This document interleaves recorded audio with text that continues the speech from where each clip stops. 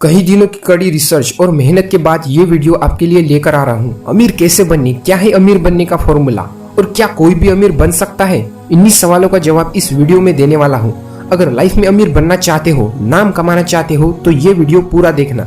13 chapter बताए हैं जो आपको उस मुकाम तक लेकर जाएंगे। आज की ये वीडियो नेपोलियन हिल की किताब थिंक एंड ग्रो रिच से इंस्पायर्ड है। इस बुक में 500 से भी ज्यादा सक्सेसफुल लोगों ने अपने सीक्रेट्स बताए हैं और आज हम इन्हीं सीक्रेट्स के बारे में जानेंगे। ये वीडियो आपकी सोच बदल देगी और सक्सेसफुल लोगों जैसा सोचना सिखाएगी। आप चाहे किसी भी प्रोफेशन में हो, चाहे पढ़े लिखे हो या ना हो, फिर भी आप सक्सेस को पा सकते हो बस इन 13 चैप्टर को अप्लाई करके। चलो अब आते हैं उन 13 चैप्टर्स पर। सबसे पहले आप एक काम करो, इन चैप्टर्स को एक नोटबुक पर लिखते चलो, यानी कि आप उसे रिकॉल कर पाओ। Chapter first, burning desire.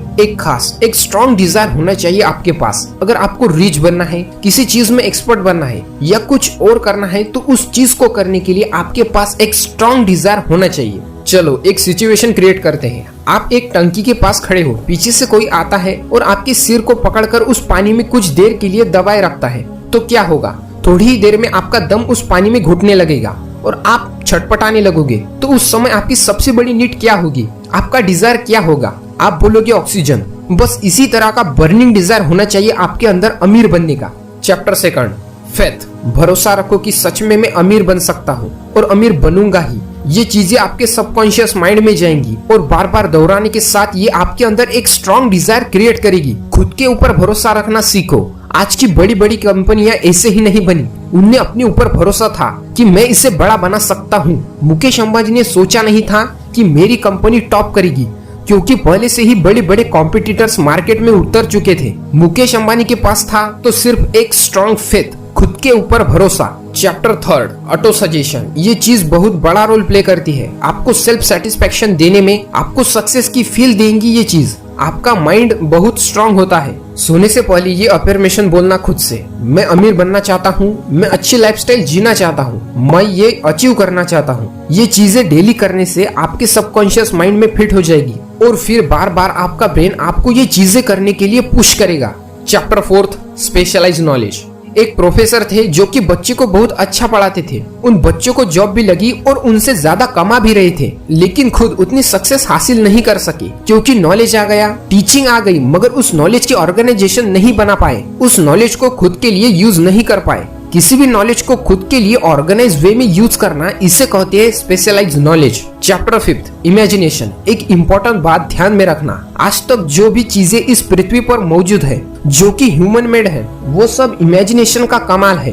किसी चीज को सोचा तभी वो चीज बनी। जिस व्यक्ति ने कोको कोला ड्रिंक का फॉर्मूला बनाया था, उसने ये सोचा नहीं था, उसने इमेजिन भी नहीं किया था कि ये एक दिन इतना बड़ा ब्रांड बन जाएगा। लेकिन जिस बंदे को इसने बेचा, उसे पता था कि मैं इसे पूरी दुनिया में बेचूंगा और आज ये company number 1 soft drink sell करने वाली कंपनी है। दोनों बंदों में फर्क है तो सिर्फ इमेजिनेशन का, सोच का। Chapter 6, organise planning. कोई भी काम पूरा करने की सबसे पहली स्टेप है प्लानिंग, तभी तुम उस चीज को हासिल कर सकते हो जो चीज आपको चाहिए। प्लानिंग फेल हो सकती है, मगर फेल्योर के बाद तुम उसे पहले से बेटर बना सकते हो। Chapter 7, the ability of decision making, यानी कि खुद से निर्णय लेने की क्षमता। हेनरी फोर्ड और रतन टाटा, इन दोनों हस्तियों के पास ये एबिलिटी भर के है। ये किसी डिसीजन लेने से डरते नहीं, तुरंत लेते हैं और फिर सोचते हैं कि उसे पूरा कैसे करना है। दूसरों की राय लेना इस दुनिया की सबसे सस्ती चीज है, इसलिए अपने डिसीजन खुद लेना सीखो।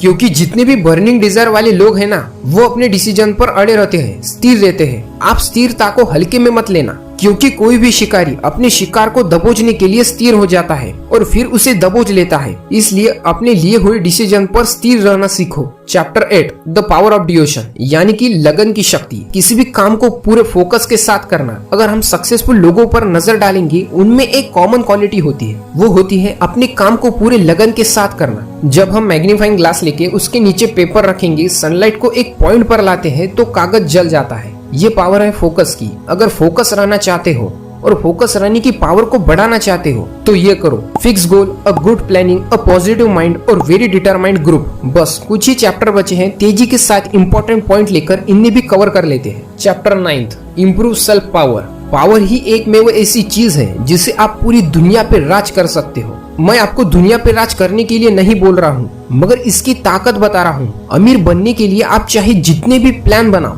लेकिन ऑर्गेनाइज पावर के और बिना ऑर्गेनाइज प्लान के पूरे नहीं होंगे। Chapter 10 sex transmutation. अगर इस सबसे पावरफुल एनर्जी को पॉजिटिव एनर्जी में आप बदलने में सफल रहे तो इस दुनिया की कोई चीज नहीं जो तुम नहीं कर सकते।